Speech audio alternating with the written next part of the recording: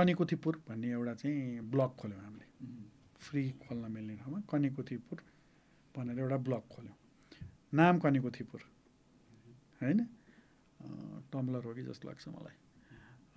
खोल्यौँ अनि एउटा हेडिङ हाल्यौँ, हेडिङ फोटो चाहिँ म्याचिङ थियो। कन्टेन्टमा के हाल्यौँ भने नेपालीहरूले पढ्दै नपढिकन कति सेयर गर्दा रहेछन् भनेर हेर्न बनाइएको हो भनेर लेखाएको थियो।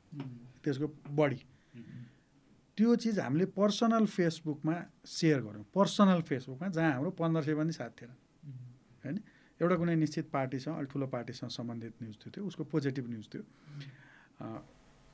उसको पोजिटिभ देखाएको मिसइन्फर्मेसन थियो, हामीले बनाएको जानी डिसइन्फर्मेसनै थियो। अनि कति नै सेयर गर्ला न, मेरो 1200-1500, हामी दुईजना साथी थियौँ, 1200-1500 उसको साथी, 1200-1500 मेरो साथी, के नै हुन्छ र यति भनेर गयो।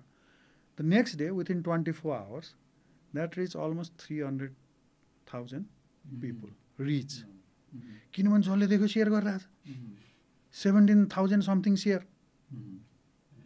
होइन। मिसइन्फर्मेसन त चाँडो सेयर हुन्छ नि त। अनि त्यसपछि हामीले इन्ट्रेस्टिङली हामीले के हेऱ्यौँ भन्दाखेरि हाउ पिपल रियाक्टेड अन इट होइन। अनि यो फेसबुकको रियाक्सन त हो नि, नेगेटिभ रियाक्सन गर्ने एकदमै कम मान्छे, लाइक गर्ने एकदमै धेरै,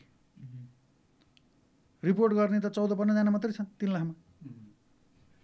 जबकि त्यो जसलाई नेगेटिभली रियाक्ट गर्ने मान्छे त 2-3 हजार थिए।